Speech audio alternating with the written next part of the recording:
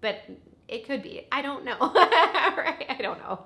Okay, so let's talk about cleaning routine. I kind of touched on this a little bit. I just think we're all wired differently. And I've mentioned this a little bit, but I've been thinking of that similar to how Cass from Clutterbug has different organizing styles. I think we should have different cleaning styles. Some of us do really well with a checklist and a routine, and you can kind of find the right one that works for you, whether it's Fly Lady or an adaptation of Fly Lady, Clean Mama, oh man, there's so many. But you can find a system that works or that you can adapt to work for you. You really like that structure, you like checking things off, and that works really well for you. And if that is you, keep doing that. That is super cool, and I admire that about you. If not, also okay, and I admire that about you too, right? I have never been able to stick to a cleaning checklist or routine or anything like that. Like I said, I found Fly Lady early on. I have adapted some of her principles. Like, I think it's super cool to have all the dishes done at the end of the night and have the sink clean. Getting dressed down to my shoes. I like what Dana talks about of sweeping the floor and vacuuming every day, because you have to pick up the floor, and we know clutter on the floor evokes fear in our brain. So I think that's a great habit to get into. And so if you have never been someone to like stick to a full out routine, I think we can have a few things that we commit to every day, like doing the dishes or running the dishwasher, cleaning the floors, wiping down the counters, that will change everything, and you don't have to have a sophisticated checklist. So I like to think of myself as an intuitive cleaner, right? That's what I would call my category. Our category is like intuitive, as needed cleaning. Our house is still so much cleaner than it ever was in the past because it's so highly decluttered, and we tidy up every day, and therefore the cleaning is a lot easier, and I kind of enjoy it now. But on every day, we don't necessarily run the dishwasher every day. I don't do everything perfectly, but mostly it's pretty easy to stick to just by having a few benchmarks that we try to hit every day. And if it doesn't happen on any given day, I'm not too hard on myself. There are still times where I choose to go sit in my chair with my book and my caffeine-free Diet Coke over cleaning, and I'm like, the dishes can wait. It's been a long day. It'll be fine. And I'm totally okay with that, because also, like Tom and I were talking about, if the house gets kind of messy, I don't feel so stressed out and overwhelmed by it. So I have a different filter now, or a different way I look at things when they're messy. It doesn't feel hard or overwhelming. I know I'll just gather the troops, we'll all hit our areas, and it'll be pulled back together in a matter of minutes. And that is a really cool feeling. That gives me a lot of peace of mind, and makes it so I don't feel stressed or anxious about different areas of our home, because I know it can be pulled back together so quickly. But again, that came from low inventory, not from cleaning routines or checklists. So know yourself and what type of person you are. Like, I would love your comments down below. I think it's fairly 50-50. I don't know for sure, but do you love a good cleaning routine and checklist, or are you like, no, I'm more of an intuitive cleaner? So, isn't that like a nice word for it? All right, and then cleaning products. I'm already preparing to do another like cleaning product test video that I do usually in April's, in the months of April.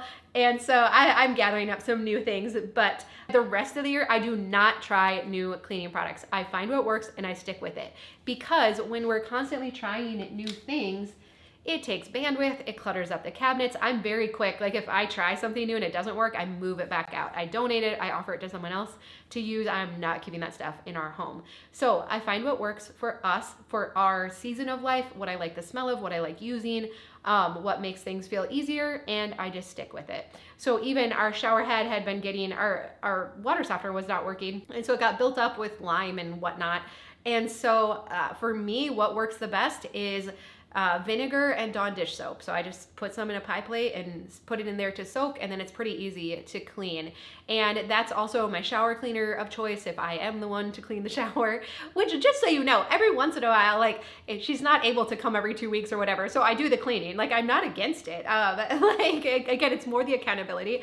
But if I am gonna clean the shower, especially if it has gotten some stuff built up on it, the Dawn and vinegar solution works really well.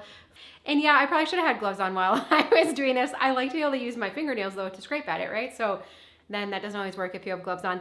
And also know the vinegar smell can be a little strong, so you want to make sure the area is ventilated, and if that would bother you, then don't use this method.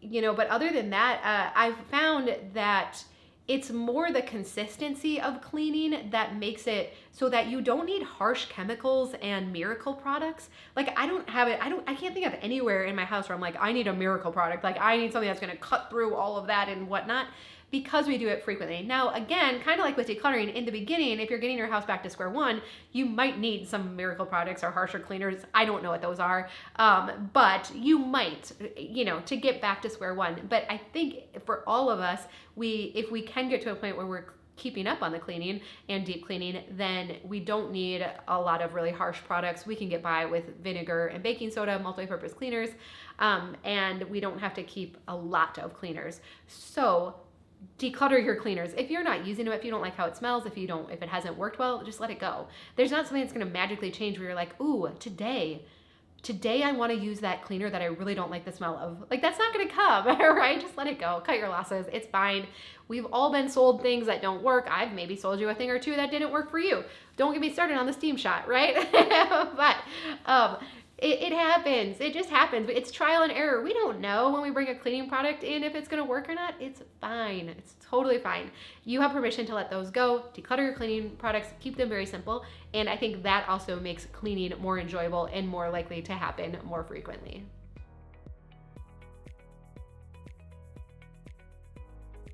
And then lastly, let's talk about deep cleaning. So again, this is where I do it in more of an intuitive way, right? As needed. But I kind of enjoy it now. So I was in the laundry room just this week and I noticed the windowsills had gotten kind of black and there was like some dead flies and whatever. But I was like, ooh, and the screen was kind of dirty and I'm like, let's clean this. Like, I don't know, like that's fun. That's not something I would do on a regular basis. Some people probably do. But I'm aware now. I look around, I'm like, oh yeah, that probably, but it's kind of fun. Like doing the shower head, I'm like, ooh, let's see how clean we can get it, right? Because I'm not decluttering, I'm not tidying, like those things are done. So then to do the deep cleaning, often it feels really good. And like I was talking about with regular cleaning, it's not hard because we do it on a regular basis. Well, I or Linda do it on a regular basis now, right? But mostly it's not hard. And sometimes when I still come across something that is kind of hard, like maybe I need to clean the oven and I'm like, oh, that got real bad. I don't mind, maybe doing a little research, figuring out what's the best way to tackle it. Maybe it's something I don't normally do on a regular basis. So I'm like, oh, okay, let's problem solve this and figure out the best way to go about this. And again, this is from someone who never enjoyed cleaning, never was able to stay up on my house. And now I'm like, oh, it's a fun problem to solve, right? So again, I can't emphasize enough the power of getting your house decluttered so that you can tidy on a regular basis, so that the cleaning, the regular day-to-day cleaning is easier and just kind of happens now, so that the deep cleaning, when we get to it, isn't that hard, or if it is kind of hard, I have the capacity and the bandwidth for it because I haven't had to spend all that energy on the other layers of the clean house. And so it's just been, it's been really cool for me to see how something that was so hard for me and that I just felt really bad about in the past and didn't feel like I could figure out, how now it doesn't feel hard. It feels really pretty easy. Our house is small also. I probably should have started out with that. Like our house is only like, I don't know, 1,300 square feet. And so there's that too. Like our house is just not that big, but it just does not feel hard anymore. And I'm really grateful for that. So your house shouldn't feel hard. And if it is feeling hard, keep working to declutter and simplify. You're not gonna miss this stuff. I probably should have mentioned that in the decluttering too. Like sometimes we have to borrow other people's confidence in this area. But I just truly believe that you're not gonna miss any of this stuff. And again, when it comes to cleaners, I have a couple videos where I talk about my favorite cleaners and things I use around our house. So I'll link to those down below. But really, I mean, it's pretty basic. There's really not a lot to it. I do like the pink stuff a lot. So that is something that has made the cut. And then the Dawn and vinegar concoction for cleaning showers and that kind of stuff. Those are probably a couple of my go-tos. Beyond that, I just have multi-purpose cleaners and I like the foaming glass cleaner. So I don't know, it's not fancy or sophisticated, but I'll link to a couple of those videos down below as well. All right, so overall, if your house feels hard to clean, if cleaning is not just cleaning, then keep decluttering further. It still kind of is surprising to me how highly simplifying and decluttering our house has made cleaning easier. I think we don't we know like it makes a difference, but I don't think you understand how big of a difference this makes, this piece of the puzzle. Like I said, our house, it's just easy. It's like so simple. And so again, when some question me about like really only 34 to 40 minutes a day on your house, remember our house is small, it's highly decluttered, and I make sure all the members of our household are pulling their weight too, and that makes a gigantic difference. So keep decluttering, keep involving others, and I think the cleaning piece starts to fall into place. I would love to hear your tips, tactics. Do you use a checklist? Do you not? If you'd be willing to share that down below, we learn so much from each other, and I'm so grateful for your experience and expertise as well. And also, has decluttering made a difference in your house when it comes to cleaning?